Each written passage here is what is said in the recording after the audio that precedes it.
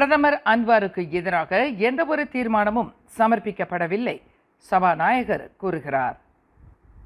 பிரதமரும் தம்பூர் நாடாளுமன்ற உறுப்பினருமான டத்துஸ்ரீ அன்வார் இப்ராஹிமை நாடாளுமன்ற உரிமைக்குழு முன்னிலையில் ஆஜர்படுத்த வேண்டும் என்று கோரும் எந்தவொரு தீர்மானத்தையும் எதிர்க்கட்சியினர் சமர்ப்பிக்கவில்லை என்று மக்களவை சபாநாயகர் தான்சி ஜோஹாரி அப்துல் தெரிவித்துள்ளார். அப்படி ஒரு தீர்மானத்தை இதுவரையில் தாம் பெறவில்லை என்று சபாநாயகர் தெளிவுபடுத்தினார்.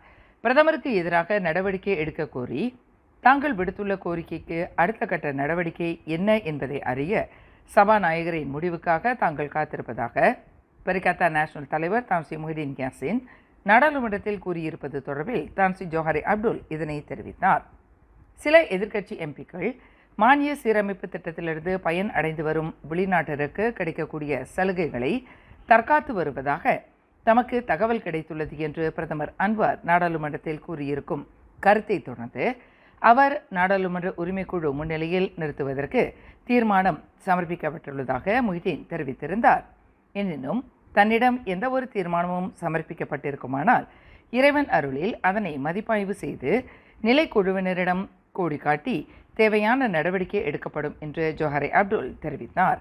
ஆனால் அப்படி ஒரு தீர்மானம் எதனையும் இன்னும் பெறவில்லை என்று அவர் விளக்கினார். மேலும் செய்திகளை தெரிந்து கொள்ள கீழே இருக்கும் பெல் பட்டனை அழுத்துங்கள். உங்கள் மகிழ்ச்சியை வெளிப்படுத்த லைக் மற்றும் ஷேர் செய்யுங்கள். தொடர்ந்து திசைகளோடு இணைந்திருக்க சப்ஸ்கிரைப் செய்யுங்கள்.